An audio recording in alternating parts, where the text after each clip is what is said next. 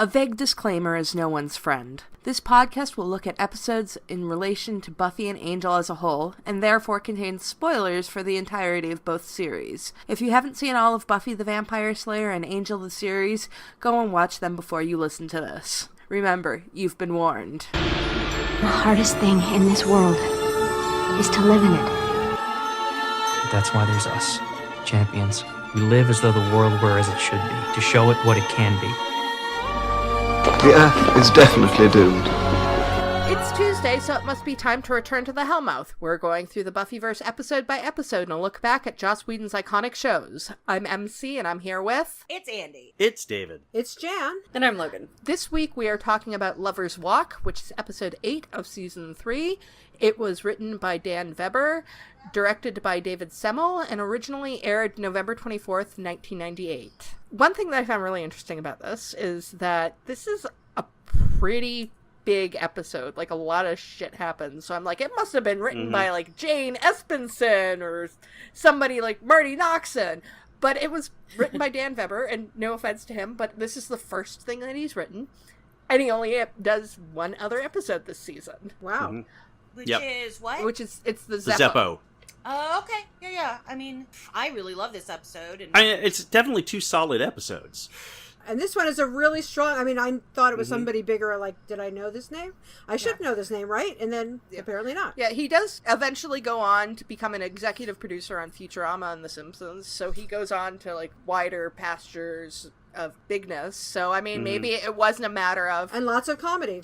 Lots of comedy, but also comedy with a heart, especially Futurama. I freaking love Futurama. Oh, me too. No, Futurama is just a fantastically written show. Yeah, and so I can see that, like, he definitely has that mixture of comedy and pathos and all those things that, like, good job. Yeah, and also there's a lot of characterization here that I think you can see also happens in Futurama also, where it's not just, joke, pathos. You're actually getting character development and stuff in the middle. So, great job. I'm kind of thinking that it was just, like, he had the job for, like, this season, and then he went on to, like, okay, I'm gonna do this other stuff because they're offering me to do more, and they had brought so many writers into this that it wasn't a matter of, you're not good and not working out. It's just, because he did do two pretty solid episodes.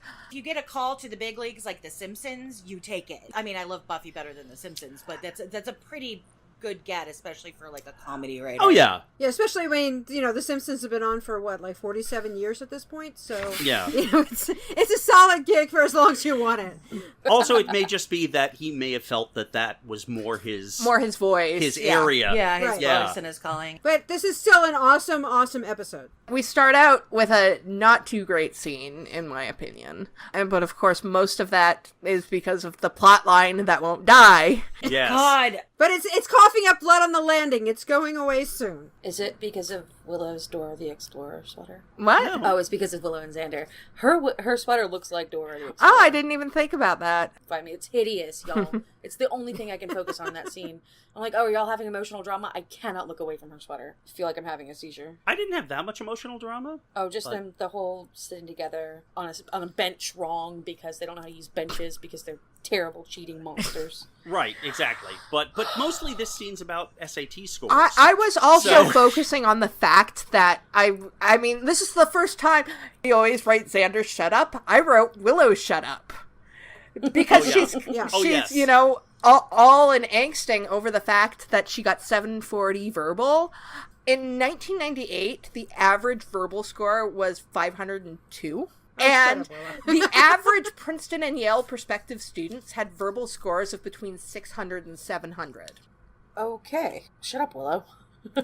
Yeah, shut up, Willow. It is a character trait of Willow's that she wants to be perfect. It is in character, yes. The writers just didn't understand the damn scores. I don't understand SAT scores because in New Mexico you don't have to take them if you're going to a state school. You can take the ACTs instead. Oh, the ACT. Take the ACT instead. If it makes you feel any better, no one really understands the True. SAT scores. Yeah, but I understand them less now because they've changed They have changed them, yeah. Back from in the Dark Ages. I mean, I know there's like 3 scores now and there's different numbers. Oh, yeah. I mean, Yeah, I think totally. I understood Buffy's more because I took my SATs in 1978 or 1979 or something like that. And... In an interesting coincidence, Buffy's combined score is the same as Oh, mine. wow. David. Yeah.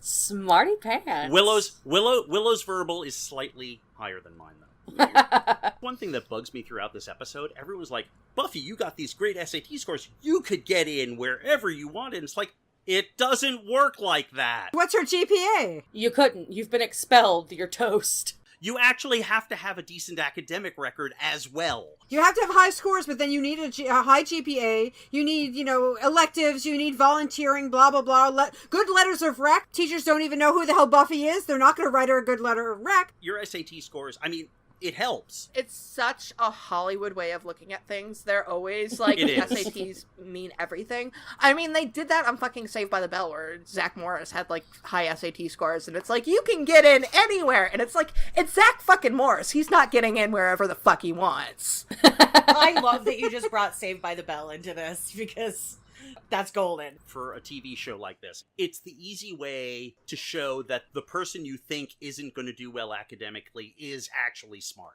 That's, it has nothing to do with reality, but it's a trope, and it's, even Xander acts surprised when Cordy gets a good score. We know that Cordy is a good student. Someone like Cordy and someone like Willow that both have high SAT scores, and I'm going to assume that Cordy's like a straight A student, or at least like A's, A B plus, B pluses right, yeah. kind of thing, that they, and Cordy gets into really good schools, so. Out of all of the Scoobs, I actually think Cordelia probably has the easiest time getting into any schools. Because she's got cheerleading and she's got all this stuff on her transcript. Well-rounded student. Right. Yeah. And also she probably has people through her family that will write her glowing letters of rec on top of everything else. And she may have she may be a legacy. But yeah, they act so surprised about Cordy. At least verbally, Cordy's extremely verbal, and she's well read, even though she plays dumb sometimes. So that was like another like shut up Xander moment. Well, she even says, I know how to hide this. Yeah, no, that's exactly what she says, which is terrible. Which really ticks is me awful. off. And then we have Cordy saying, who in their right mind would want to come back here? And Spike returns to the Hellmouth. See what I did there? I love how they bookend this with School Hard, because that was such an iconic entrance, and I know he's still evil and stuff, but I still judge Spike for drinking and driving.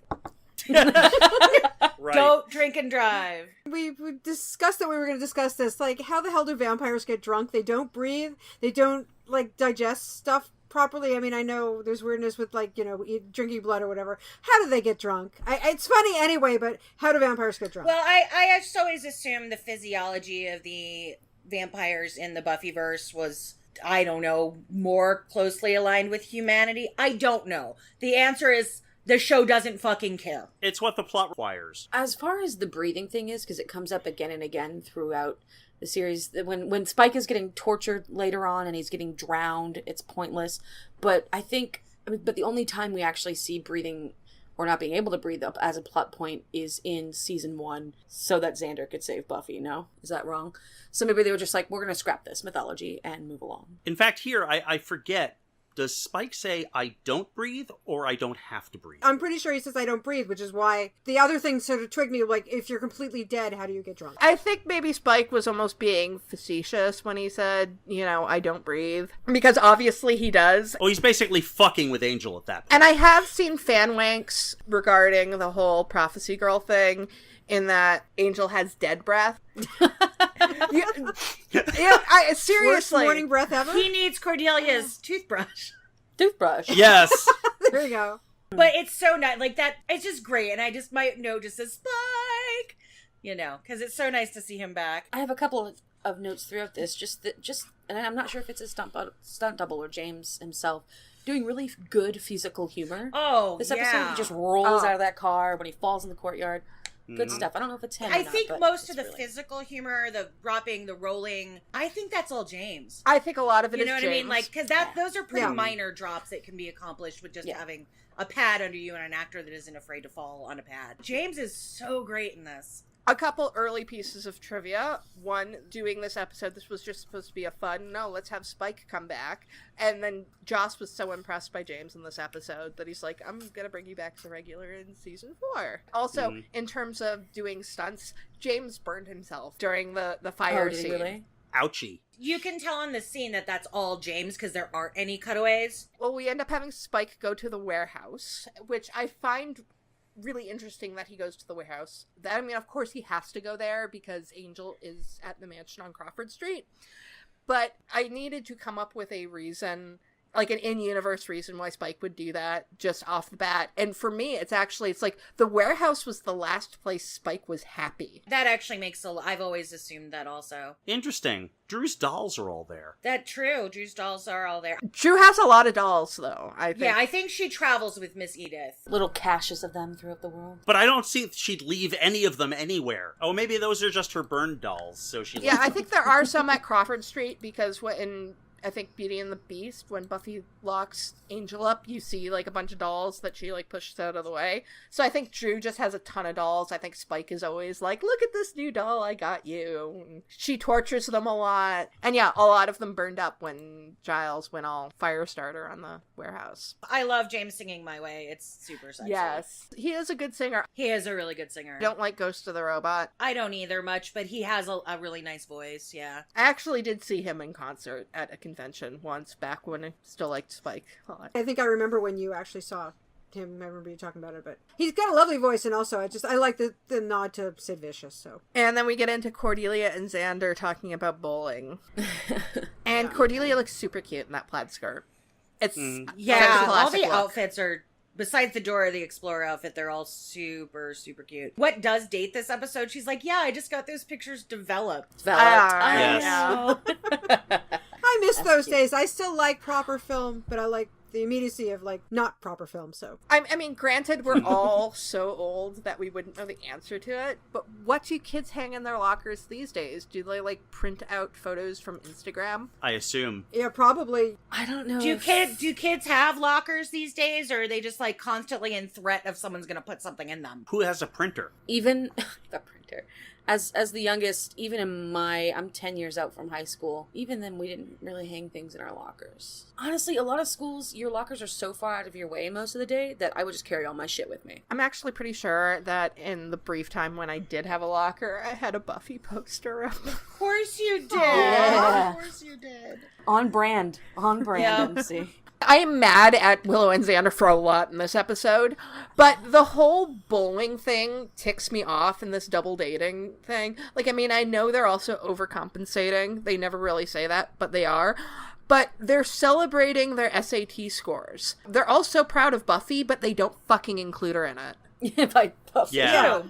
And it's like this big, and they make it a big deal that, like, double date, so it's not like a bunch of friends are going to hang out and we just happen to be couples. Double dating is like, no, we're doing coupley things, which really sucks for Buffy. I know, like, Xander and Angel still have, like, issues with each other, but maybe try to accept that Buffy is just friends, air quotes, with Angel and invite him along. Yeah, well. Or maybe invite Faith, because Faith is around. Yeah. I got really upset on Buffy's behalf. Yeah, no, that does suck. No, I agree with you. You know, with the plot that won't die, they'll know, and I'm like, what they'll know is that you two are goddamn idiots. Why? I wish I didn't want to punch you both right now. And it really would have come off better for them if it had been a friend group rather than this double date thing. Right. Yes, again, goddamn idiots.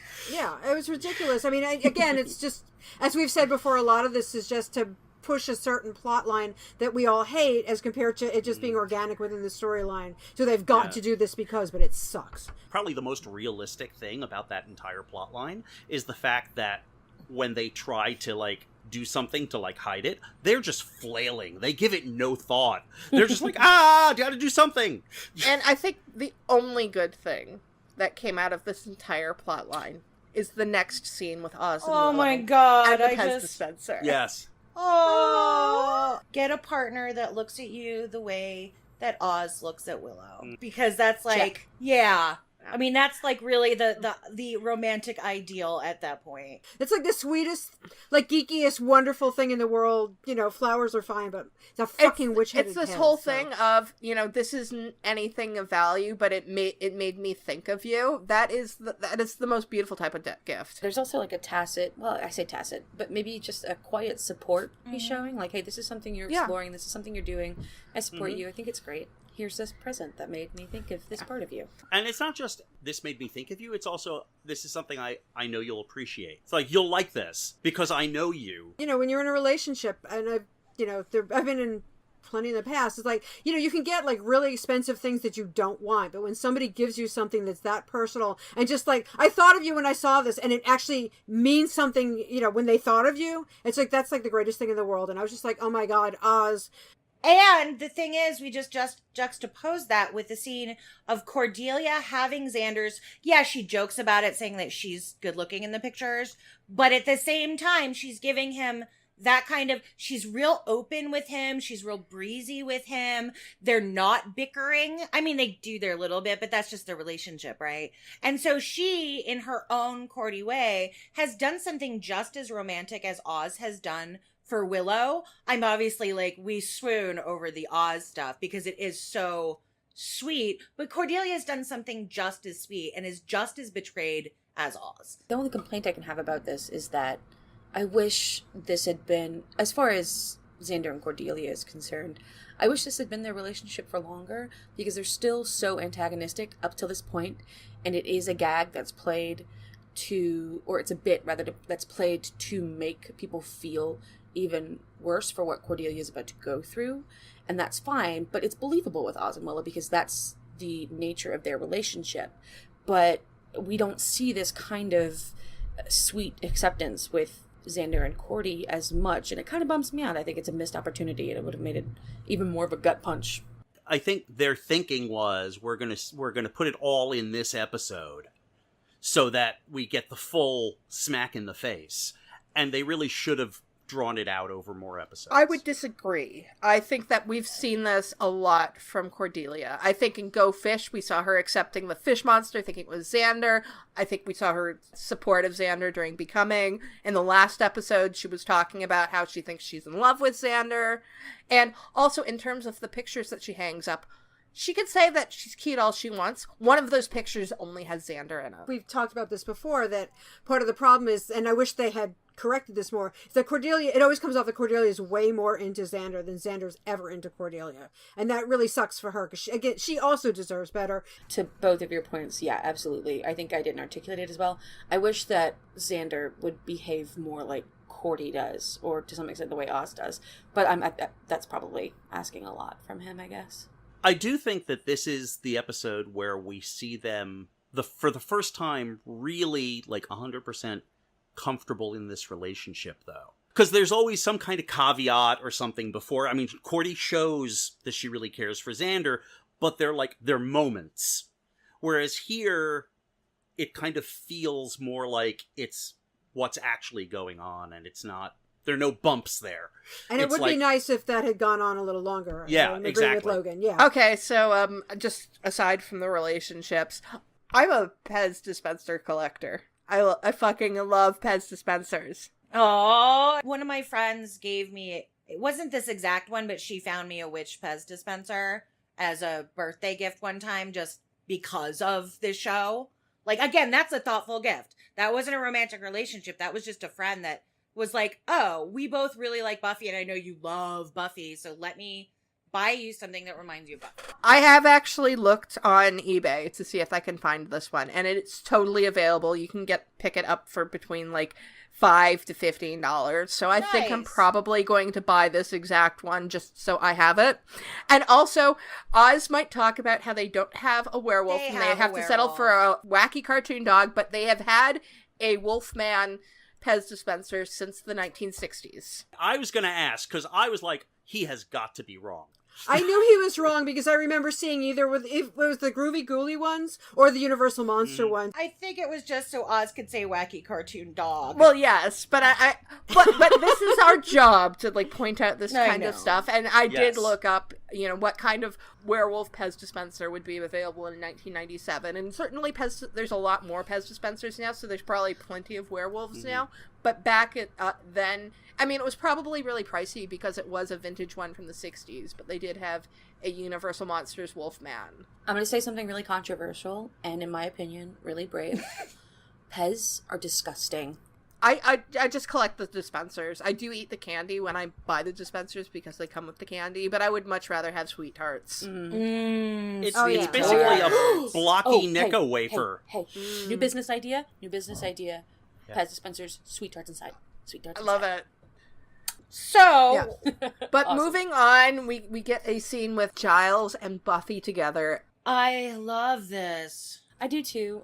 What I love most is that. What I love most about this is don't do anything rash. Just clearly don't have sex with Angel. And I Yeah, that's what they're both saying. I feel like there's a missing scene, and I don't mean this in a negative or bad way, where they have actually worked out some of their issues from last episode. You know what I mean? He was so angry at her, and rightfully so. I have a feeling that there's something we don't see. And again, not in a bad way, because I think what the writing here shows is that they have gotten over. Obviously, Giles is wary. He doesn't want her to see Angel, but he's trusting her again, and she's confiding in him about the college stuff, and that they've, just in a really subtle way, that they've had that conversation and they've moved past it. I think this scene is so sweet. Giles is so clearly proud because you see him looking over that paper for a long time. I love that he talks about how she needs to live up to her potential outside of being the Slayer. But then there is also this small part of me, it is that, that part that does not believe in humanity, that thinks, it's like, does Giles want Buffy to go off to college so that she can get out of Sunnydale and get away from Angel? I think Giles does want what's best for Buffy, but I also think what's best for Buffy that might be getting away from this whole environment. I think it's like 75-25. He's still devoted to his role as a Watcher, and he has not thrown off the yoke of the Watchers Council. So, I mean, the fact that he's saying as much as he is a big thing, but he's still kind of in that world where it's like, yeah, your duty is still important. But I think Giles knows that there can be a balance for Buffy, and he wants that for his child, actually. And I just love that Buffy goes to Giles and has this really, again, I love Buffy Giles scenes because they're so sweet. And again, I've praised the writers and the writing team for weaving these moments in this whole season of their really solid and really functional relationship, because they're going to take it away in a few episodes. And it's smart writing and it's smart plotting. Like, we've talked many times about, I wish this had been weaved in before this, but in this case, and there's going to be another case that's going to come up here in just a minute, they are weaving this in a really good way. Oh yeah, I mean, for all the times we complain about things they haven't woven in, there's an equal amount of stuff that they have woven in that is great. It's interesting that Giles can actually say to Buffy, maybe you should go to college, because they're in a unique situation where there is another Slayer. Technically, if you think about it, Buffy has fulfilled her duty. Yes, I did think about that, actually. You are the Slayer until you die. She died. There is another Slayer. So technically, she should be able to do whatever the fuck she wants.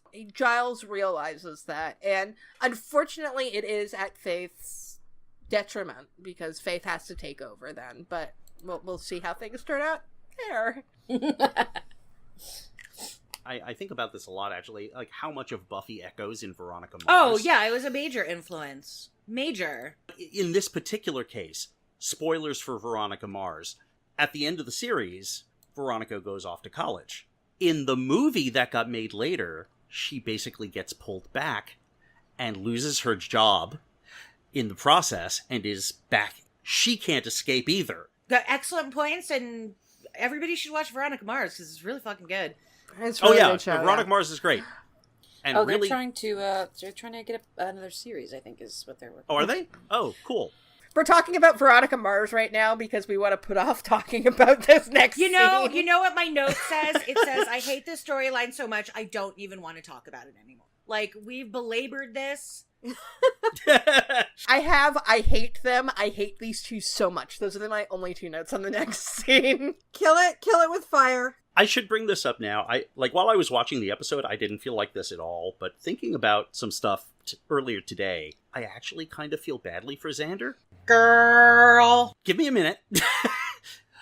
I think Xander truly cares for all these people in his life, but he's so poorly equipped to deal with humans. He literally doesn't have the tools. It's such a shame that he's such an asshole because he kind of doesn't know how not to be. And that's the only reason I feel badly for him. I mean, yeah, here, it's like, fuck you. Yeah, knowing his family background, I'm not excusing Xander. I will never excuse Xander, but he does not have tools. I'm going to go the other way. I feel really bad for Willow. Personally speaking, as somebody who at 16 was like in love with her best friend, but also dating somebody else, and you suddenly, someone you've been pining after for, you know, your whole life, I guess, in the case of her, and suddenly they're giving you the attention you craved for so long, and not that long ago. I mean, of course she's gonna fuck up, and they're gonna fuck up, but yeah, you're right. Poor Xander never stood a chance. I agree with you about Willow. She doesn't have the tools either. Because her parents are cold people. She's a little better with people, generally, but in this situation, she is totally out of her depth. My problem with these two is they're so goddamn selfish. They don't even attempt. Willow starts to in this episode. She starts to think that, oh, we've got to do things to, you know, stop this, and we will get into that later because I have a whole mess of stuff to say about that. But Xander, the entire time, he's just like, can I chew on your ear? Oh, am I going to be tickling somebody? I'm like, fuck you, Xander. And I know he's had a hard life, but that does not excuse how poorly he treats Cordelia, how poorly he treats Willow, or how poorly he treats Oz. He has no respect for anybody. And I can understand Willow's point of her being in love. That even comes up later on, after this whole thing has ended, when she finds out that Xander has slept with Faith. She ends up crying in the bathroom, so the feelings are obviously still there. But still, just how everybody's handled this is just terrible, and I hate everybody. I chalk that up to the writers, totally. I don't want to say in defense of Willow, but I can sort of understand Willow. Because you think also of Willow, who's somebody who like didn't have anybody, who was in love with Xander for so long. She still loves Oz and she wants Oz, but there's a weird, again, having been in that situation to some extent at one point in my life, there's a weird ego thing, especially when nobody has like noticed you when you're that much of a wallflower, and suddenly you not have one awesome person who wants you. You've got two. Not that Xander really is awesome, but she sees him as such, and so she's kind of on an ego rush. It's a shitty thing. It's not a good thing.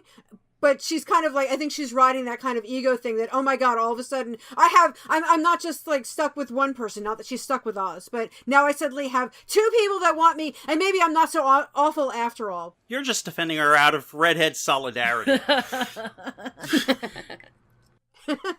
Nice Jewish witches, you know, what can I say? Their relationship is all based off of how dirty and naughty it is for them to be going around, because once Willow and Oz and Xander and Cordelia break up, they never for 1 second even entertain the possibility of getting into a proper relationship.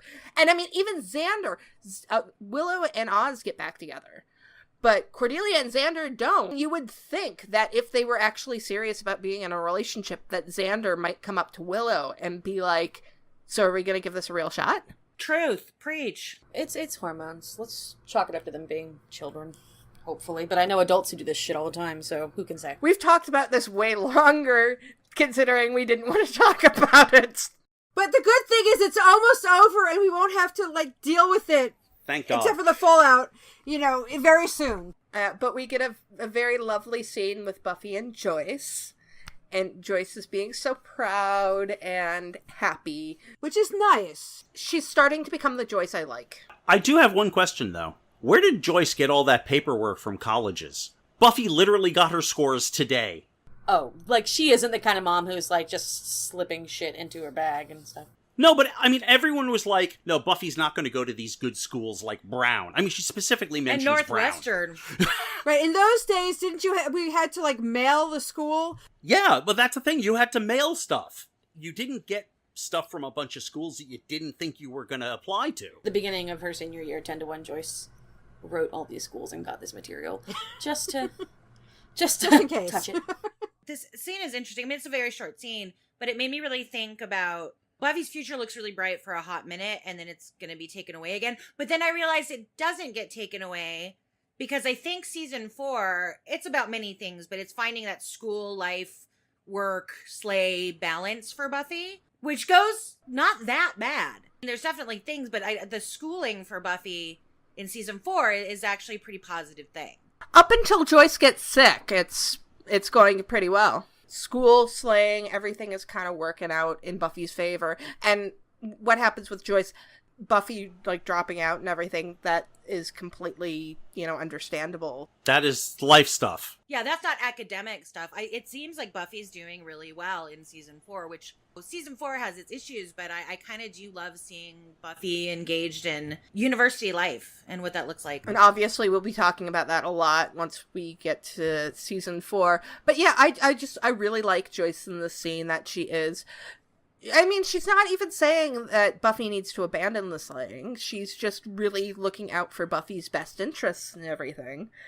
You can slay and study.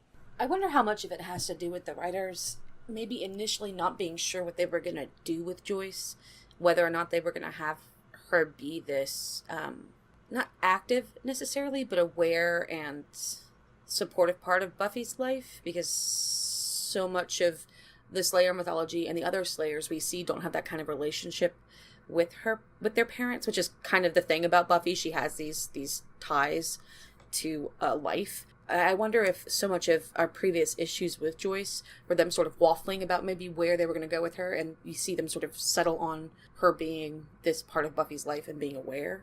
I'm just trying to excuse how shitty Joyce is for a while. I mean, I think there's definitely growth, and obviously when she finds out that Buffy's the Slayer, she doesn't want to fully accept it, but she tries. She gets much better at it as time goes on. I think it's a really positive scene. I wonder if a little bit, and it's not to knock it, that maybe Joyce still doesn't quite get the enormity of slaying, so she thinks, that she can do college and slaying at the same time, but not in a bad way. She's just really proud of her, and also, it's an addition. But to be fair, Giles has said to her that he thinks this might be a possibility. Yeah, and she says, I've had a conversation with Mr. Giles. Joyce is completely in the right in this situation, because at this point they think that Faith is going to be able to take over, and Giles has said that they think that they can work things out. Here's the one thing that I don't like about this scene, and that is the edit that happens between this scene and the next scene, because Joyce asks, is there anything that's keeping you here? And then they immediately go to Angel, and I'm like, this is the worst fucking reason for Buffy to say in Sunnydale. But I think she realizes it by the end of the episode. I mean, I think the reason that the cut is there is because this will be brought up and resolved by the end of this episode. Here's my problem with this.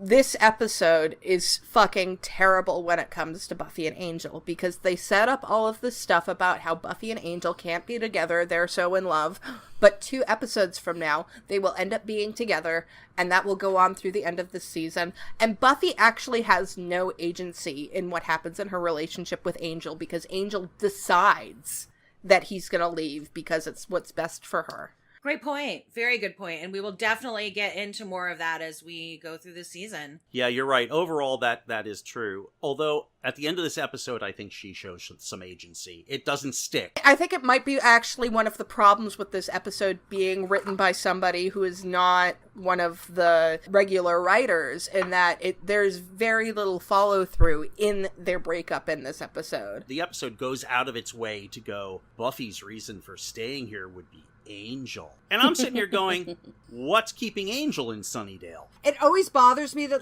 the woman has to stay where the guy is. If Buffy wants to go to Brown, is there a law that says Angel can't pick up and move and go to live in Providence, Rhode Island? There are no vampires in Providence. I mean, granted, there's a Hellmouth, but he doesn't have a job. He doesn't have family. He could follow her if he wants to, if the need to be with her was that important. Leaving aside the whole societal problem with that it's always the woman who has to move. Just practically in this instance, it's like Angel could just leave and go wherever the hell Buffy goes. That's a terrible idea, but it's not a problem. Because there's literally nothing holding him in Sunnydale either, other than Buffy. So if she goes somewhere, like I said, there are vampires in other parts of the country. We know this. She could go to school in Cleveland. But we do get into the next scene, and we have Angel being all pretentious reading Sartre. Hey, as a fan of Sartre, hey. I prefer Angel when he's, like, going on about Charlton Heston movies. True, I know. Over on and, you know, hanging out with the Rat Pack. I really prefer once they get into, like, non-pretentious Angel, because it's pretentious and broody bullshit. It is pretentious and broody bullshit. He has not found his broody balance. Yeah. Yes, there is a brood. Well, maybe he was just a fan of, I don't know, the Philosopher's Song and Monty Python, so... Not that they mentioned Sartre in there, but still. Yeah, but that doesn't mean you like Sartre. Does Angel have electricity? They never really get into what's going on at Crawford Street. Like, I mean, does Angel own it? Personally or in the house? He's reading by a fire like a jackass. It just makes me so frustrated. It's the 20th century, Angel, for fuck's sake. Kind of is a jackass when he's in his broody mode. I think the real point of this scene is James's hilarious physical comment. I was actually going to say that. So good. I mean, not even just his physical comedy, also just his flat-out comedy. Yeah, the delivery of the lines? Yeah, this scene is kind of like a precursor to In the Dark, when he'll be doing the monologue describing Angel. Yes. Which is better than this, but this is still really good. I do have to wonder how Angel doesn't hear Spike. Yeah, well... Yes. Yeah. Thank you. He's just talking to himself. But I will let it go, rule of funny. Talking and probably drooling. I can't tell if that's meant to be booze. I think it's dribbling down a his little face of or his both. own I don't know, spittle. but it's But glorious. It's so gross great. no matter what. James does a really good job in this scene. James is so fucking great.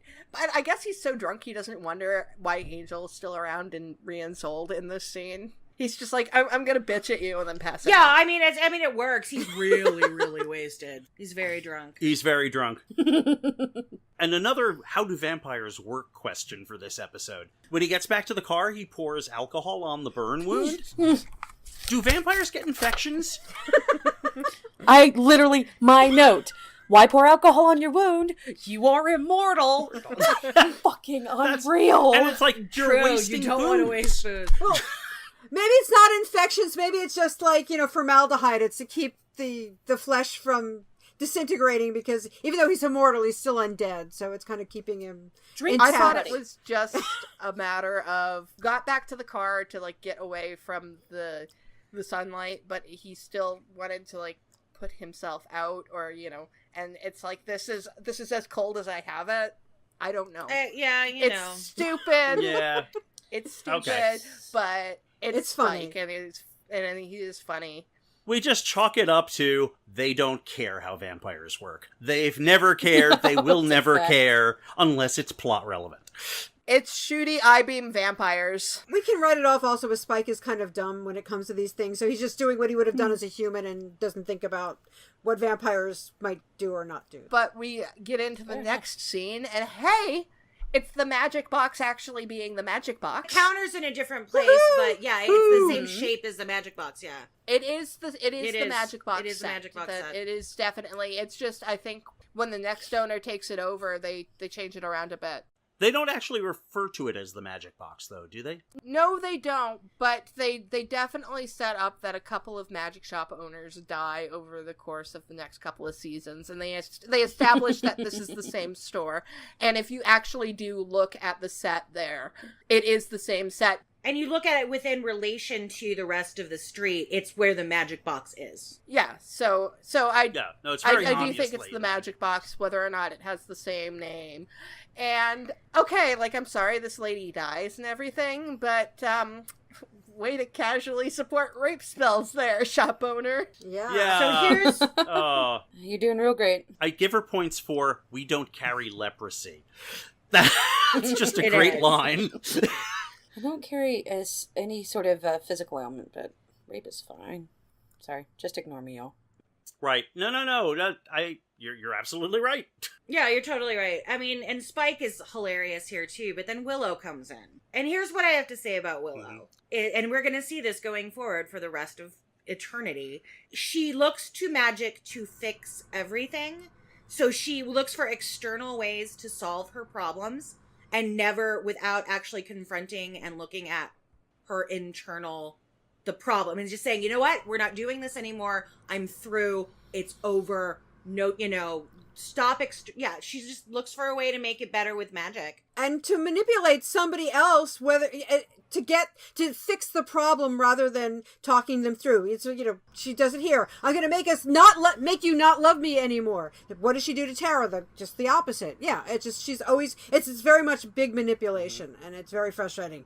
And it's consent issues. Willow has a problem with consent. I had my notes on this when they were actually starting the delusting, but yes, everything that you guys said is completely right, because Willow uses magic as an easy fix and everything, and what she's doing with Xander, it's like, okay, she's not doing a love spell. It is taking away his free will, because Xander is honestly attracted to her. That is his...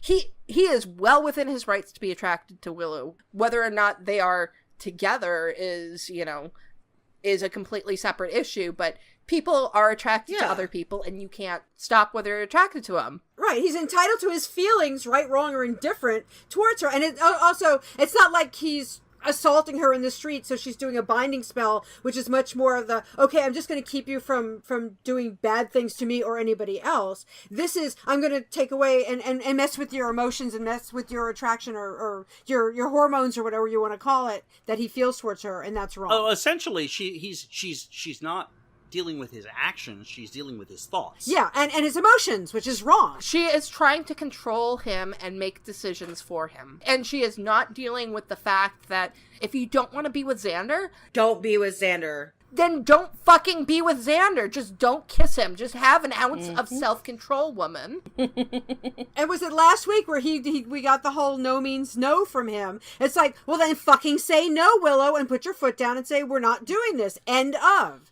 And so therefore, she's manipulating him because she can't control herself. And that's really very frustrating. I would have more respect for her if she did a spell on herself to take away her own attraction to Xander. I mean, that is still trying to make an easy fix and not taking responsibility for your own actions.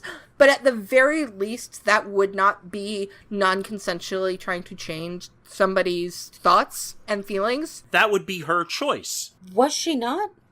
I always thought it was like a twofer thing. I think she was doing a twofer here, yeah. Yeah, I was going to say, it was delusting for everybody, but she did not talk to Xander. Xander never said, okay, do this for me too. And knowing how her spells work, like nobody in Sunnydale might ever have sex again. Oh, yeah. Right, that's Yeah, right. That's fine. And sadly, she will get better at doing spells without asking people's consent. Oh, yeah. Right. Because here, at least, she's just terrible at it, and Xander figures it out right away. Later, she will get much better at hiding this, and... Ugh. Yeah, I mean, spoiler, but she straight up rapes Tara. Yeah, for sure. But much more pleasant conversation now, because we have a scene with the mayor, and so we're going to talk about selling souls for golf games. So... Yeah, and so, here's the other thing I was going to point out when I said, oh, it's so nice that they weave this in, and they're remembering to weave this in. Here's another thing where they do it. Alan is just not some one-off character we get in the one episode where Faith accidentally kills him. Alan is woven through this season, and I'm not saying we're in love with Alan. He works for an evil dude, but we see who Alan is. He's kind of nebbish, he's kind of nerdy, he's sort of a grunt that takes the orders, he's afraid of the mayor, but you get him consistently, and just having him every now and then really works to hit that plot home that we're going to get to soon. And interestingly, in the credits, he still doesn't have a name. He's listed as Deputy Mayor. Okay, well, I think in this episode, this is the first time that he's actually receives a name. I think the mayor calls him Alan at one point. I mean, we're not in love with him, but I am really interested in what his backstory is. Because obviously, he's super scared of the mayor, but he is also completely aware of everything that's going on with the mayor. So the mayor trusts him enough to tell him all of this stuff. And is it just that the mayor knows how scared he is and it's all based off intimidation? Or what is Finch's level of involvement? I find it very interesting, and I think Jack Plotnick does a really good job with this character, setting up that for every episode there does seem to be this hesitance in him, and I think he's a really good character actor. He turns up in a bunch of stuff. I mean, we're going to find out he's going to try to come to the Slayers for help. And so it is setting up, it's really subtle, and I don't think we need that much Alan Finch backstory, but it's there. It's like there in the characterization by the actor. It's there in the writing. Yeah, I think it's like pretty genius what they did in the writer's room to make sure he's in these scenes. We know the character, we at least are aware of who he is, what he does, etc. He's not a one-off, so when things happen to him, when Faith does kill him, however accidentally, we care because we know who he is. It's somebody that, you know, it's not like some random dude, you know, on the street that she suddenly accidentally knocks off or runs over with a car, whatever the hell. He's a guy that we at least have some connection to, and and we care enough to like be, oh my God, that guy. Yeah, we've talked about this in previous episodes, especially Beauty and the Beast, which I actually just went back and listened to. Debbie and Pete, we didn't give that much of a shit about them because we didn't know them. Because we never saw them before, we never interacted, right? We never interacted, and we're interacting with Alan enough to like be like, oh, okay. We don't have to love him, but that we know who he is significant. But I do want to point out one interesting thing, because, you know, Alan, we think of him typically as this guy, he's scared of the mayor, he goes to the Slayers, and, you know, so we think of him as this sort of benign character. But, as far as we can tell from this episode, he's the one who sends the vampires after Spike. There is that, and which is one of the reasons why, and when I say I would like a backstory, it's like I don't need an entire episode about Alan Finch, but, I mean, I'm a huge fan of, like, the Star Wars books will do, like, an anthology series where it's like, let's focus on all of, like, the background characters who aren't, like, main characters, and they'll do, like, a 2,000-word story on who these characters are. I would love if they did that for Buffy and Angel, and we were able to get stories about, you know, like Finch or the Chinese Slayer. So what you're saying is you want an Alan Finch comic book? I want to be able to edit a Buffy the Vampire Slayer anthology about, like, all of the random characters. Please call me! And it's a little bit like, I mean, that's what I think Russell T. Davies did a little bit with Love and Monsters on Doctor Who. I mean, I know that's one of those episodes that people either love or hate. But again, you're getting, like, the backstory and just a little bit of, like, people, you know, how the Doctor interacts with people that you normally don't see after a while. And gives you a little bit of, which is nice. It's always nice to get those little touches and to learn more. But like I said, you know, it's nice that he's just not some one-off person that, you know, Faith kills and we're like, oh, who cares? We actually do care. And we're curious enough about him to want an anthology, which I think would be a really cool idea. Harry Grainer in this is so funny. Oh, he's so good. With the, like, the thing about the loose cannon rocking the boat, and then he, like, works out his own, he's like, well, I guess boats have cannons. He's like, well, it's just another just small moment where I'm like, you know, I think the mayor might be my favorite villain just for the sheer fun of him. I also love him talking about what happened in last season. It establishes that the mayor is not somebody new. Like, we did have mentions of him last season, but having him talk about everything that Spike did last year and how amused he was, it's like, oh yeah, the mayor has been around for a while, and the reason we didn't hear from him last season is because he thought what Spike was doing was really funny, and it wasn't getting in the way of what he was planning. Now it is. Yeah, which is great, because, honestly, if they didn't have stuff like this, I'd be the first person going, why didn't we hear about the mayor before? Yeah, no, it works. It really works to... I mean, we did hear about the mayor actually last season, but why wasn't the mayor involved? Yeah, it's just a sentence of two to be like, okay, mayor knows about all this stuff and he's fine with it. And so, like, it really, there's not as many holes to poke, which we tend to, yeah. And that's kind of why it annoys me when there are holes, because it's so easy to remedy. Yeah, and usually just with a line or two. Yeah, exactly. Just a line or two and you're good. Yeah, we know that they can do better because we see them doing it right here. So when they don't do it, it's, yeah, I totally feel you on that.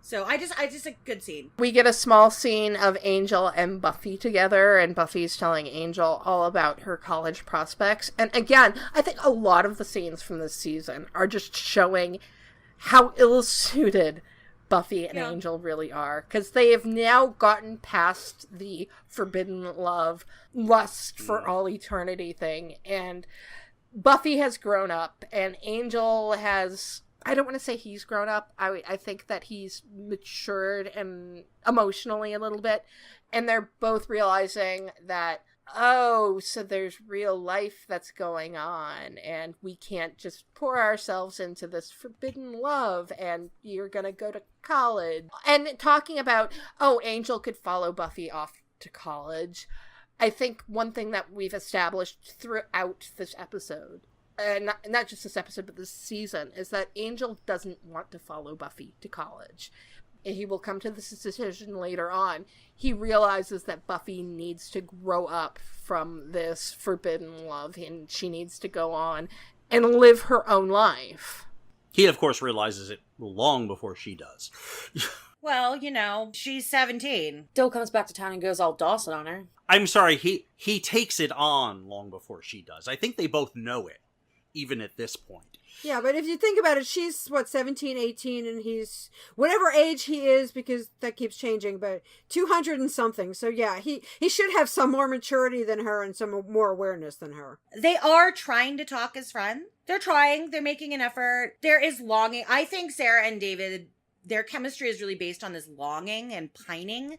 And I don't think it's a bad thing. I think it's a different kind of chemistry. And Sarah's hair is so cute right here. I can't even. Well, I mean, I do like these scenes a lot better between them in this season than I did in season 2, when we were all like, I love you so much. In this, they are trying to be friends, and I can see that David and Sarah have a lot of chemistry together.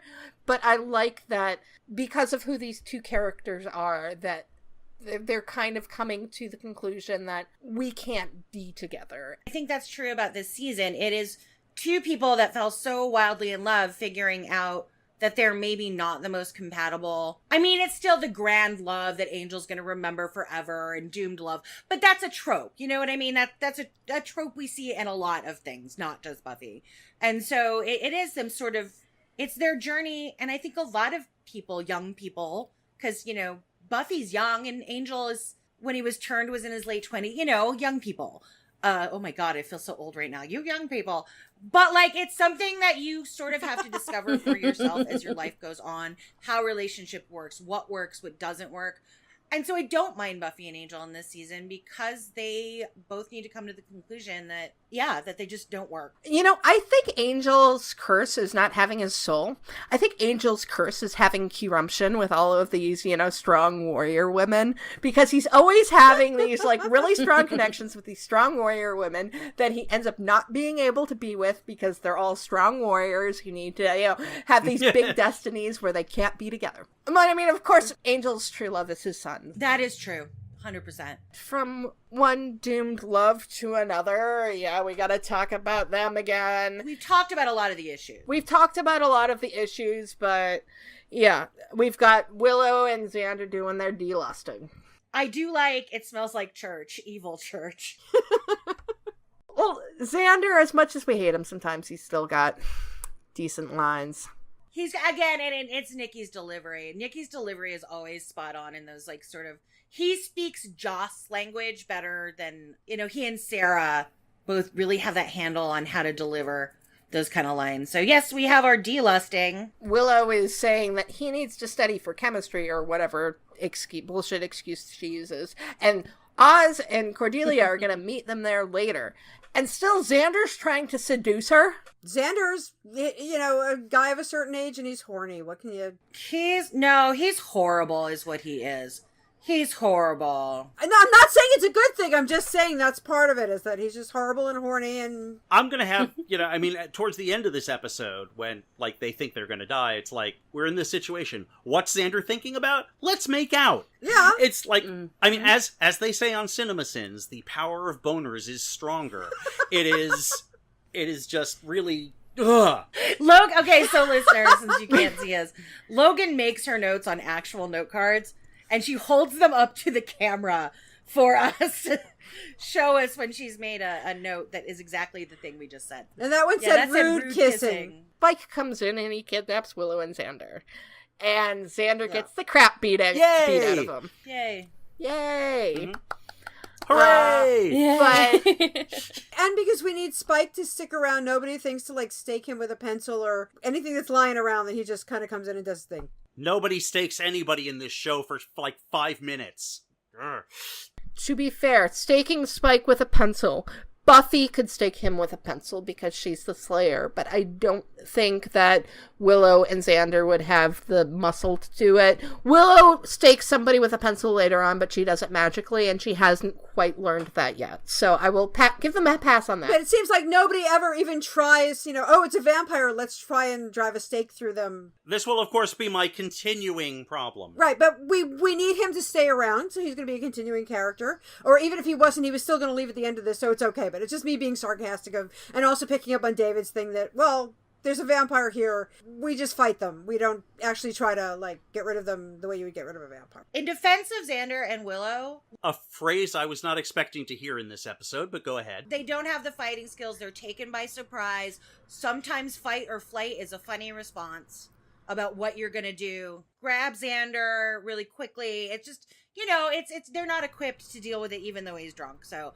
and of course the writers are not going to, I'm going to point this out later. There's so many opportunities to kill Spike here and nobody wants to actually kill Spike. Spike is so pathetic, and I have to say, as much as I love this episode, this is the beginning of the end for Spike. Spike's whole motivation for most things is his relationship, right? Like, he's that person that defines himself based on his relationship. You're going to see it with Drew. You're going to see it with Buffy. His self-worth is totally wrapped up in if someone is loving him or not, which, it's funny to talk about psychology when it's a vampire, but it is. It's Spike's psychology. By the end of the series, we'll see the extremes to which he'll go to for his relationship. And also we know, or we'll find out eventually, that this is who he was before he was a vampire, who was just carried over into his vampire life. Well, I mean, if you actually look at it, Spike is really a serial monogamist because he is with Drusilla for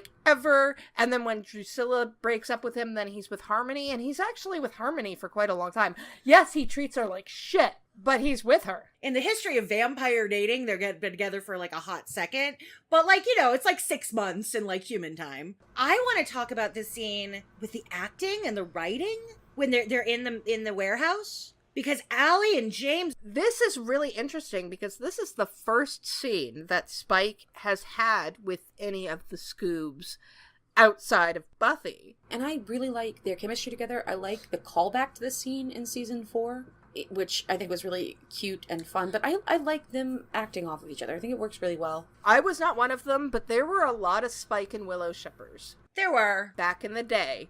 I can see it, totally. And I think a lot of it was based off the fact that James and Allie have a really good chemistry together. I mean, there's some horrible stuff that happens in this scene. But they do work well together, and it's also funny, and there's also the pathos, and there's a little bit of empathy, weird empathy in there, too. When she's just sort of patting his head and, there. You poor thing. Well, I think it's interesting since I don't know if there's empathy there, honestly. I watched this really closely and I actually went back and watched it twice. Spike gets really scary with her and Allie's big eyes do tons of that acting. And then he starts flipping and he's funny Spike monologuing, but Allie's eyes are still really frightened. She's scared. She is really, really scared. And even if in the there, it's funny. I've talked about this multiple times, especially with Buffy and Giles or Sarah and Tony. But there's some real good scene partner work going on. I have a degree in theater, so there's some really great scene partner work in there that leads to a really good chemistry. And they're just they're playing off each other so well. And I think it's great performances on both sides. Willow does look scared throughout this scene. And I think with the whole there and everything, she's trying to placate him because a pathetic self-loathing Spike is much better than an angry Spike who is trying to get her to do things. Because she says later, our best hope is that he gets drunk and passes out. Oh yeah, it's very smart what she's doing. She's very smart, but they are really great together, and Spike and Willow will have some really great scenes in the later seasons, and this is the first one we see, and it's really nice. I like Spike with the other Scoobies. I think that he ends up developing a really good relationship with them. But yeah, this is kind of the beginning of the end of... We don't really see the quote-unquote big bad really after this. Yeah, this is kind of the start of him. It's on TV tropes, they call it badass decay now, But when TV tropes first started, the trope was actually called Spikeification. I mean, and I like all versions of Spike. I'm gonna have problems with them later, but yeah. And then Willow really uses her smarts in this scene because he gets all, let me smell you, aggressive, and then she's like, wait, stop. Like, she uses all her smarty pants cards in this scene in a really, really good way, and I think it's well blocked. You know what I mean? It's well blocked. It's well written. It's incredibly well acted. And it's just this really great, fine balancing line. That's why I like this episode so much, because it's smartly done with some good character moments of showing how the Scoobs work out their problems and how they do it. I mean, in terms of logistical vampire problems, not their actual emotional problems, because they don't. Just since I mentioned the Spike and Willow shippers before, and Logan, you mentioned that this scene is called back later on, and I mean, like, it is kind of gross because it's, you know, a little, you know, rapey in its way, but, you know, of course, the vampire biting has always been related to sexuality, and especially with Spike, it has actually been pointed out, Spike always bites women. There's only like 2 times that I think that he bites guys, and 1 time you don't actually see it. It was something that was mentioned later on that he's the one who turned Holden. But he turned Holden under the control of the first. Under control, yeah, there is that too. So it's always, especially with Spike, a very sexualized thing. And when he brings it up later on in, I can't remember what episode, I think maybe it was The Initiative or something, but once he brings it up, Spike's, as pathetic and drunk as he is, he's into Willow in that scene. Oh, yeah. And I think also Spike, in his own weird way, is like one of those people that, like, he just wants to be loved so badly in his own, like, weird way. Like, I'll take her. I don't have Drew, so I'll be with this girl now because she's kind of cute, you know. I'll show Drew. I'll hook up with a redheaded witch. I love that seasons later they call back Slime and Antlers. Like, it is one of my favorite callback. Is that in the 7th season? No, it's in Fool for Love. It's in the 5th season. Oh, it's in the 5th. Yeah, I mean, they call it back, and I'm just like, oh my. I just love that when I saw that demon, and we'll talk about that again when we get there. But God, he's all slime and Atlas. But then we get to Buffy working out in the library, and I do have a bit of trouble believing Buffy would be working out in the library if Giles wasn't there. Yeah. Well, I mean, it's where she usually trains. Where would she go? She's just doing, you know, she's doing jump rope. It's like, why the library? But I mean, I know why it's in the library, because it's a standing set. All I have about this, it says library and lab, and it says they mostly just get us through the plot of the kidnapping. Cordy is adorable. Yeah, they get us through the plot and the kidnapping, and then Buffy gets the phone call from her mom who wants to talk about schools, and hello, Joyce, let's talk about this scene. My biggest note was, this scene is the best, and I won't put up with anyone who says otherwise. I won't. You have brokered no argument for me, man. I can't argue. Yeah. It's an incredible scene. I love them so much. Spike and Joyce scene. Spike and Joyce are always wonderful together. Even last season. Absolutely. Incredible. I really wish they'd had a little more time before Angel showed up so they could really work out their money laundering through the gallery scheme that we came up with a couple episodes. Like, we wanted to know how Joyce, was actually making the money at the gallery, and we came up with this whole great plot of, like, oh, her and Spike are money laundering stolen artifacts to the gallery. And I'm like, this would have been the perfect setup for that. But Christine's line readings are great. She sounds very unreasonable. And like, Xander's a witch? Like, yes. And the other way, yeah, it's great. The thing I love, he's clearly giving Joyce the exact same sob story, almost word for word, that he gave Willow. I love it. I will bet you $1,000 that there are at least a dozen other people between Brazil and Sunnydale that have heard that story in some bar.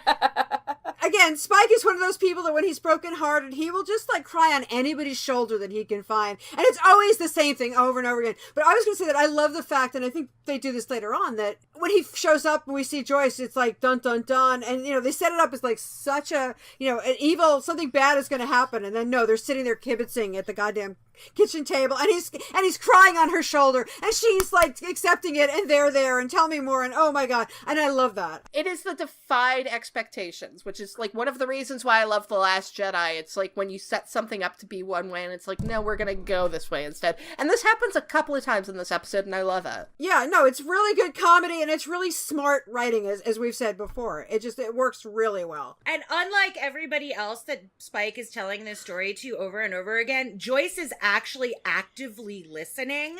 There's not an agenda, or that she's not just annoyed with it like everybody else is, right? It's like, oh god, the drunk vampire is going on and on about the slime demon again. She's genuinely sympathetic. Yeah, she's sympathetic, and the marshmallows. Asking for the marshmallows. But she can relate to it because Hank left her for, whoever she did. So she actually can feel some actual empathy, sympathy for him, because she knows what he's going through. But even though he rejects that completely. Right, and also she's being a mom. This scene is the first one that really sets up... Well, first of all, Joyce is not afraid of Spike at all in this scene. She should be, but she's not. She should be, but she's not. Well, because as far as she knows that this is one of Buffy's allies, she hasn't known Spike as a bad guy except for that first episode. And she's like, oh, well, they got over it now, so I'm just going to... But this is the start, and it will be called back in forever when Spike brings the flowers to Buffy's house.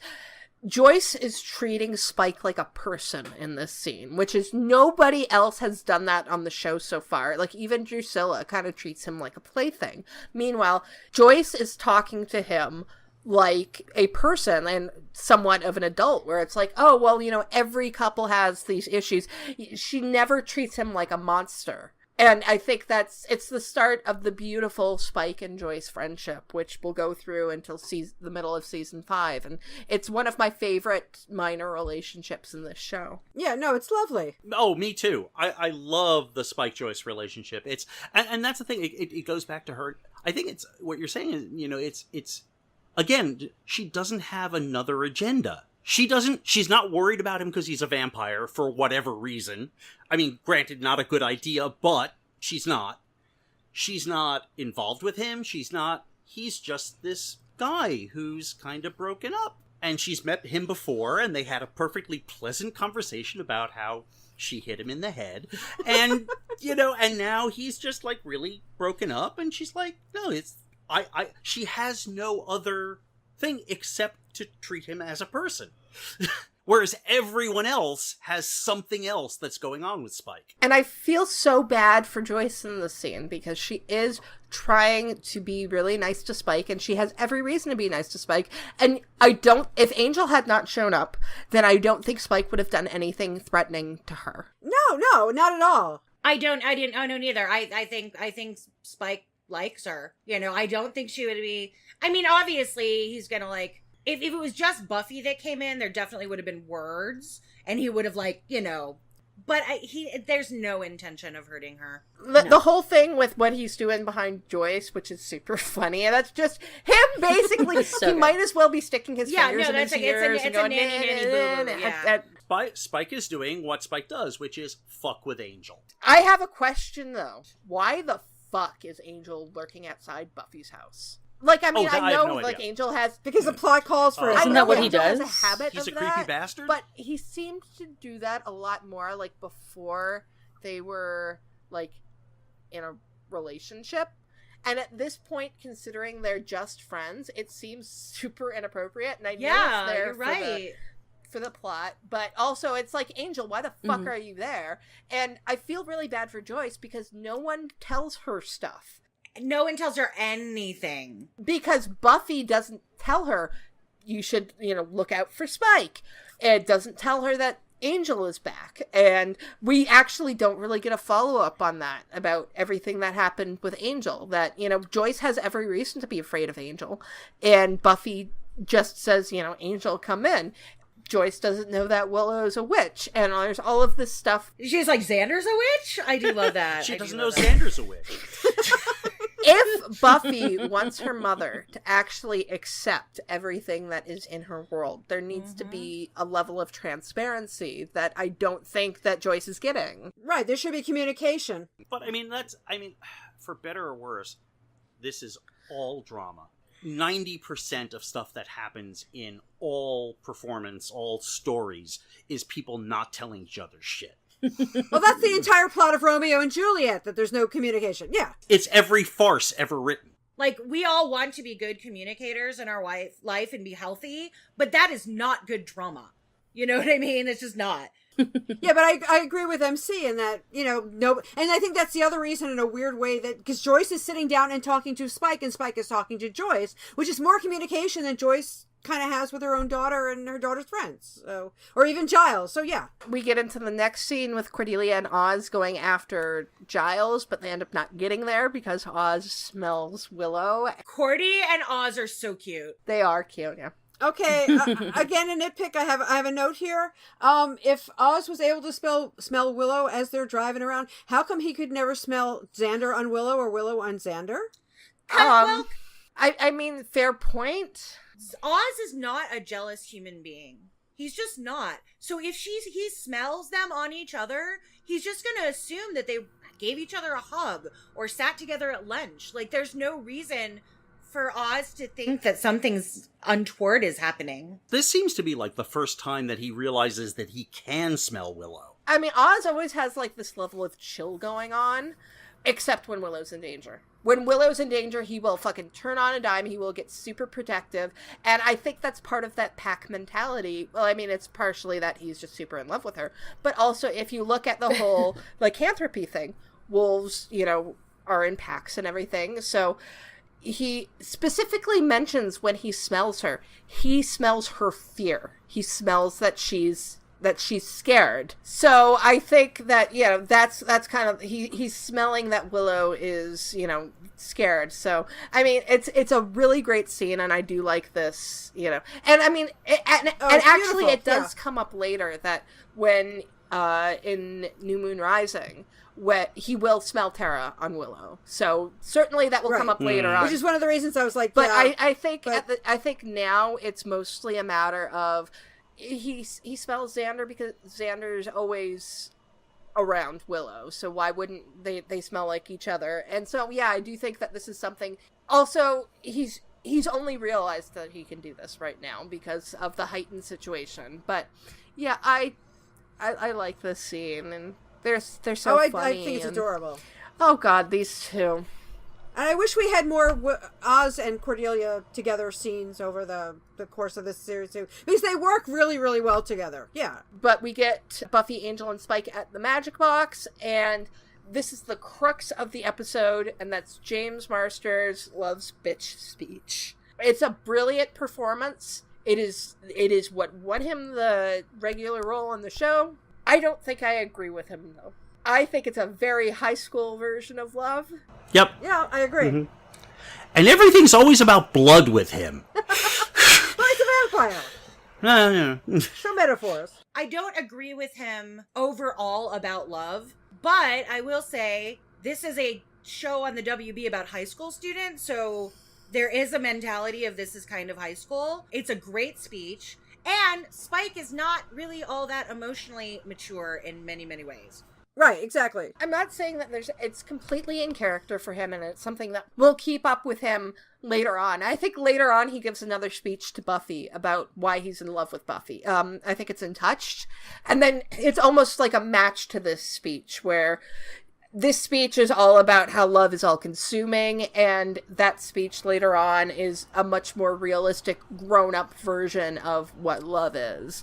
And, that's something that happens over time.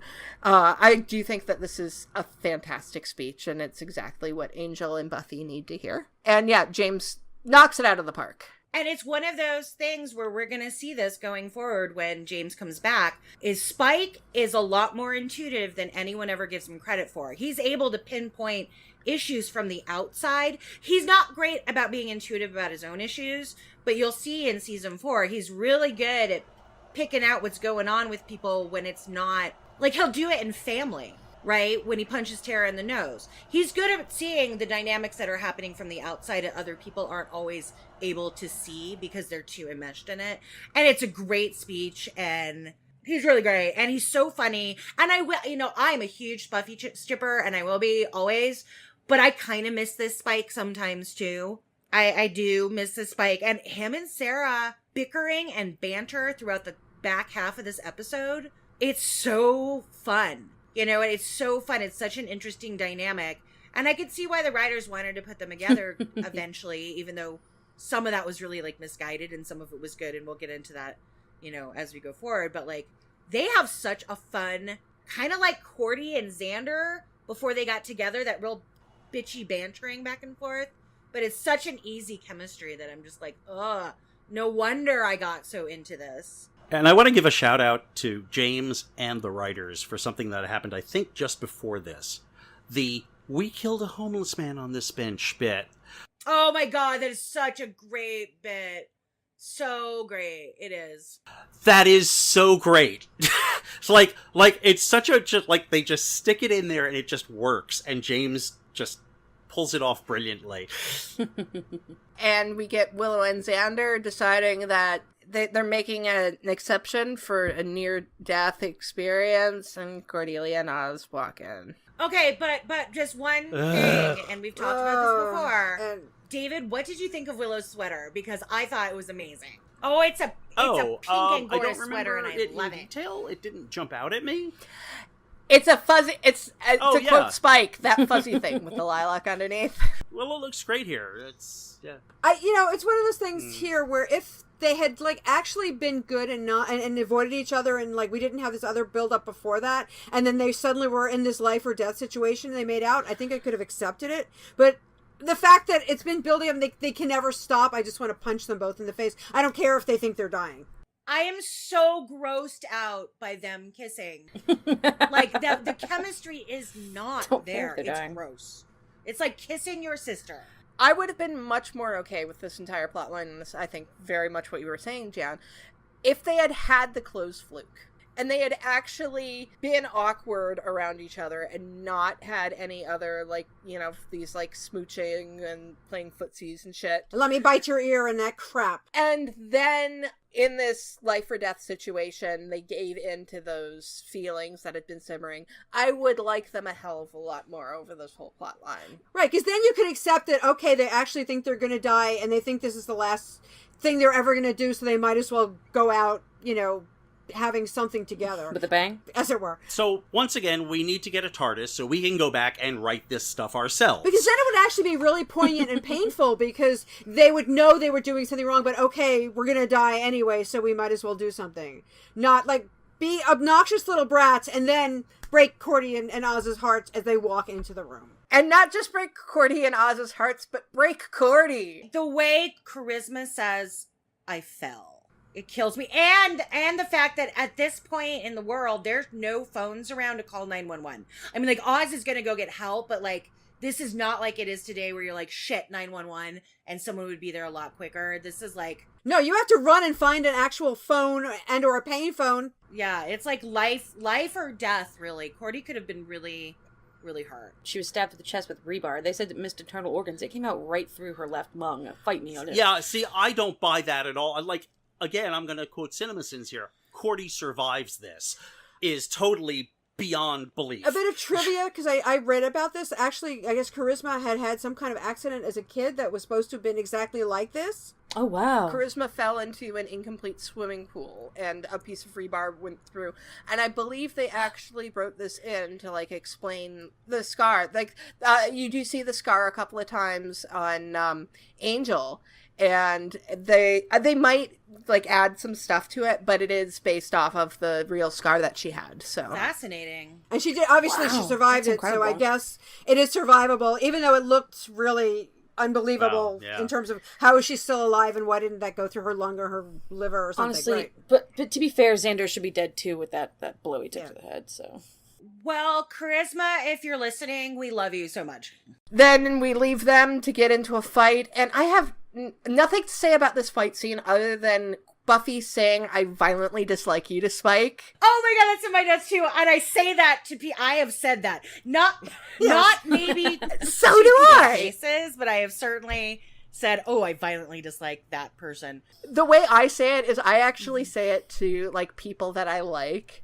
Ah. Knowing that I'm, like, joking, like, if usually if somebody makes a bad pun or something, I'll be like, I violently dislike you. Oh, you know what? I think you've said that to me before. I'm Probably, yeah. I was gonna say, I think I've heard that from you to me also. And also, you can say that to me, and I'm going to know what your reference is. Like, I'm like, oh, you're so cute. Well, Emcee. yes. No, it's a great line. It's a really good line there. I have a real problem with this fight, because I feel like it's just there because they need to have a fight because it's called Buffy the Vampire Slayer. Yeah, it's what did we say in a couple episodes ago? It's like a kicky, punchy, fighty. I will say that I noticed that Spike quips during his fights the way that Buffy quips during her fights is an interesting parallel. He's like, baby needs a nap, baby can have a nap. He's not really good at it though yet, because that baby stuff is pretty terrible. It is, but he does kind of, you know, he talks through his fights. Angel's not much of a talker during his fights at this point anyway, but I just thought it was an interesting parallel. Once he gets onto his own show, he will become more of it. But he doesn't quip the same way that Buffy does. I mean, Spike doesn't quip the exact same way Buffy does, but he talks, and I love his brawler style in comparison to Buffy and Angel's fighting styles. And for once, I'm not upset that he doesn't just stake vampires, because Spike just likes beating the shit out of people. So he's doing because he likes it. This episode, like, I mean, the whole point is just, like, Spike shows up and, you know, causes some trouble and the couples break up.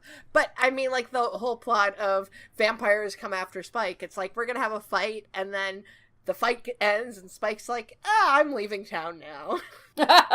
It was just in there because they had to have a fight. I think it's an obligatory fight scene, but it's funny. It's fun. Also, it gave the mayor and it gave Alan something to do because they sent the vampires after them, right? What I want to know is, Lenny does not seem to know who Buffy and Angel are. How is that possible if he used to work for Spike? They're not his mission. He's been given parameters, but but still, it's like, you guys could leave. I don't know. And it's like, because Slayer.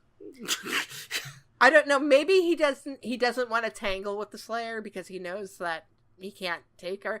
And then we have Cordelia, the fake out with Cordelia. When I first saw this, fuck them. I thought they might have actually done it. Oh, I actually was like, that's a fake out. I knew it was a fake out. Well, I was 15 at the time, so... But you know, we talked about the fake out with Spike coming in, like, looming menacingly over Joyce, and then they just have tea. Or cocoa. The way that's written and performed and shot works. This doesn't. Because, first of all, it goes on way too long. So you're just like, yeah, this is totally a fake out.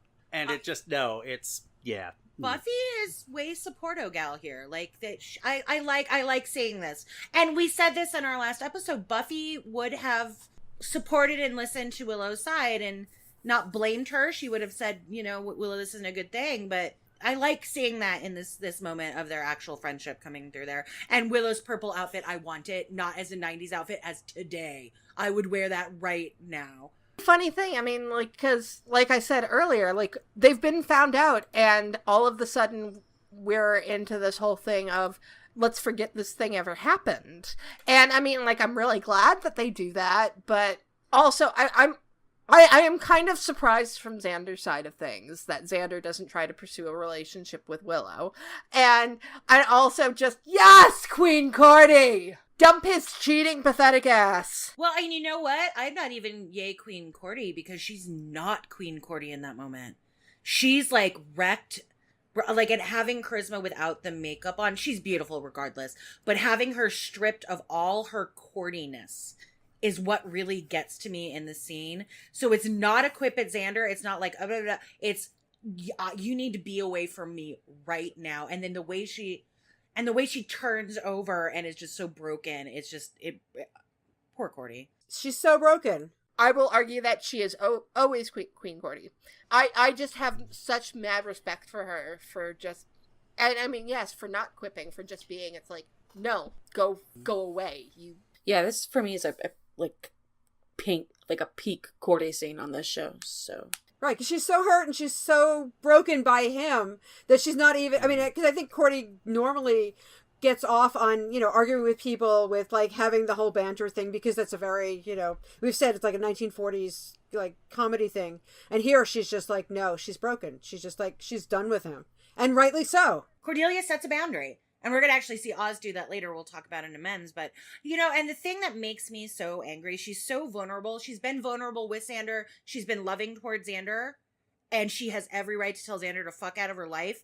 But Xander is a piece of shit who gets to keep all his friends with no real consequences. Cordelia loses basically all of the friends that she's made over the past, season and a half. Yeah, because she loses the Cordettes, and she also kind of gets ostracized by the Scoobies also. She doesn't fit in. And she gave up everything to be with Xander. I mean, she, gave up that whole, mean girl cheerleader vibe thing in order to hang out with the nerds. And what does she get for it? Just spit in the face by everybody, and it's awful. She does not deserve that. This isn't new. I mean, she's never been fully accepted. She really hasn't. I mean, they're not oh, you're our best friend, because Xander's their best friend, but Buffy isn't a dick to Cordy going forward, but she does. She loses these people that she has been socializing with, and it sucks. I mean, we will get into it in the next episode, of course, but Cordelia does blame Buffy for a lot of what happens, and that's right. She does.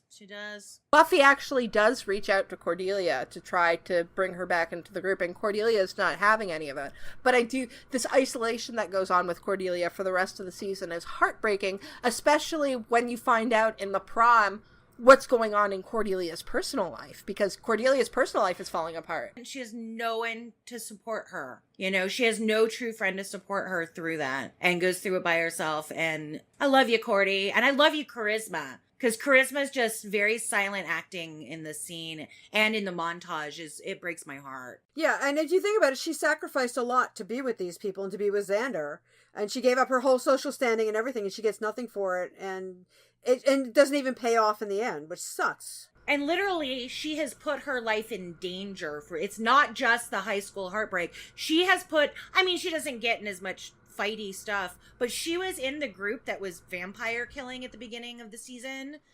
So she has literally put her life on the line for these people, and then has no support when her life goes to shit. I will argue that she does get something from this. She gets the life experience to be able to move on to Los Angeles and become part of Angel Investigations, where she finds her real family. True. That is true. I am so looking forward to talking about Angel at this point.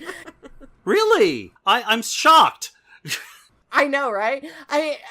When I first watched the show, Cordelia was not a character that I really thought about, but throughout this new rewatch, I'm like, yes, Cordelia! Cordelia is one of my favorites. Same here, and we move into the scene of Buffy and Angel, and they're not break up. We're never going to be friends. And Buffy's great in this. Buffy's great. She's grown up and setting her boundaries. I've actually had this conversation, and I've had it on both sides. Being the because Buffy said, we can't do this anymore. I have to stay away from you. And Angel being but I don't want to. And I've been on the side where I'm I don't want to. Trying to be friends with an ex is a really precarious thing. And it doesn't always work. I still have many exes that we are very, very close friends. Because, someone may not be for me. That doesn't mean they're to toss them out. But Buffy and Angel have such a complicated relationship. And I remember at the exact same time this episode came out, I was in a relationship and we'd just broken up and we were trying to be friends because we still had to play romantic leads in a play together for 4 more months. And basically having to have this conversation. So, I totally know what they're both going through. And they, Sarah and David play longing really well. They play longing and pining really well. So that's what I have to say about that. But I think this scene is really kind of setting up Buffy's relationships with her undead lovers. Buffy is, because they have this arrested development in who they are, and Buffy is always growing and maturing more than they are, because they are kind of stuck and Angel is still stuck in this whole romantic idea, but Buffy is trying to move past it, but she's still and we'll see later on that she's still not quite there yet, and the same thing will kind of come up with Spike later on, where Buffy is continuing to evolve, but they're kind of staying in the same place. I just wish it had some more follow through, but it doesn't. And we get sad montage of everybody That we don't get that a lot. And I just said, oh, Buffy's face, Oz's face, Charisma's face, Willow and Xander's faces can go fuck themselves. Actually, it was interesting because, as you say, we don't get that much in Buffy. But if you watch TV now, oh my god, every show has one of these, like, every other episode. Even Rocky had a montage. Isn't that the song from South Park? Yeah. Yeah, basically. Honestly, like, some cover of some sad song over... I mean, it's some Snow Patrol song done over a montage. Grey's Anatomy is the worst culprit on that. I haven't watched that in 10 years, but it's definitely a culprit. Oh, thank God I don't watch that, but every show does this now. But of course, because this episode has all been about defying expectations, we don't end on the sad montage. We end on Spike. I love it. It's the best button. Oh, I have trivia. Okay, here's the trivia. The version of My Way that Spike is singing along to is actually Gary Oldman from Sid and Nancy, not the actual Sex Pistols version. Yeah, they couldn't get the rights to the Sid Vicious version, so they used the one from Sid and Nancy, which I think is great. And I love the button of it. There's it does resolve it on a better note. Great episode. So final thoughts on this episode. I like that it ends with, lest you think this episode is about anybody else, you're wrong. It's about Spike. Yeah. And his growth. Yes. Such as it is. Like a tumor. That kind of growth. It's not doing great. Or a fungus. I think it's one of my, I wouldn't say favorites. It might not be in my top 10, but it's definitely up there. And it's for a myriad of reasons. Part of it is just, it's so funny. It's so well written. And James is such an MVP in the physical. Like, sometimes we talk about how we don't give these actors enough credits for their actual real physical comedy, and James is one of them, and he's hilarious and amazing. And I'm so glad that the Willow Xander storyline is left us now, and I'm done with it. I've let it go. Dead. Yes. From another Whedon film, The Evil is Defeated. I really like this one too, and this is still the Spike that I care about and I love, because when we get further on down the line, I will probably be bitching a lot about Spike and the Spike and Buffy relationship, but here he's just perfect, and it's really well written, it's really well acted, it's well directed. I mean, just like the visuals are great, and I'm so glad that we can finally drive a stake through Willow and Xander and make them go away as a relationship, because it's awful. I mean, granted, they're going to be coughing up blood for a little bit because we're going to get like the fallout of all this, but it's going to go away. It's over. We don't have to see the two of them attempting to be smoochy together, and just great. And even like the little things, just like Oz, Cordelia, little we had of Giles, Joyce. Everybody is like really good in this. So I probably not top 10 either, but it's up there, and it's really, really good, and I enjoyed watching it several times. It's just a really good episode. I mean, it's great seeing Spike back. James is terrific. He gives 110% here. And like, you can see why they said, okay, you're coming back. And also, and again, yeah, the writing. I mean, I'm going to have to like look at Futurama now and see if Dan Weber wrote episodes of Futurama and see which ones, because he really does a nice job here. I mean, this has a lot of just great stuff, like the Slime and Antlers is just great. And the whole, we killed a homeless man on this bench. It's just, that scene is just so great. It's perfect Spike.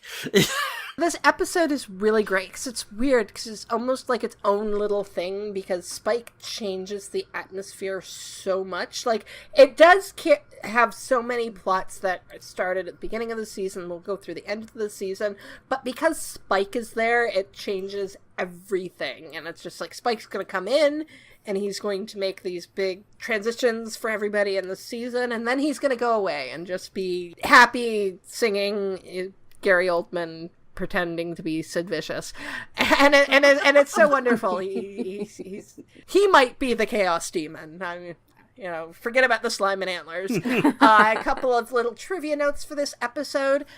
This episode's title is misspelled a lot. There is no apostrophe in lovers. Right, it's just lovers plural. Yes, because it is basically lovers who walk. rather than referring to Lover's Walk. So it is about the breakup of all of the major couples. You know, some of them get back together, but it's actually something that I didn't find out until I was reading about this episode.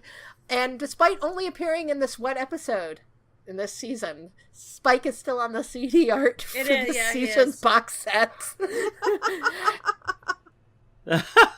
Shockingly, considering how much major characters they are, this is the only episode in which Buffy, Spike, and Angel actually share scenes together. Like, there are fighty scenes, but they never actually, talk to each other in the same scene. We got some foreign titles. In French, it was Frustrated Loves. In German, it was Love and Other Troubles. And in Brazil, it was Love Affairs. And in terms of music, we had James Marsters singing Frank Sinatra's version of My Way.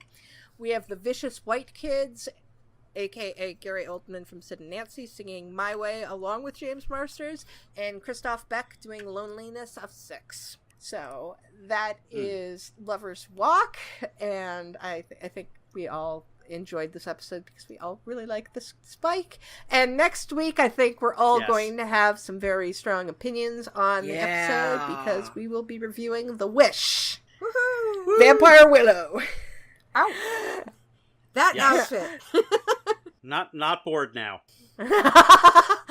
So until then, grr, arg. Grr arg. Grr arg. Grr arg. Grr arg.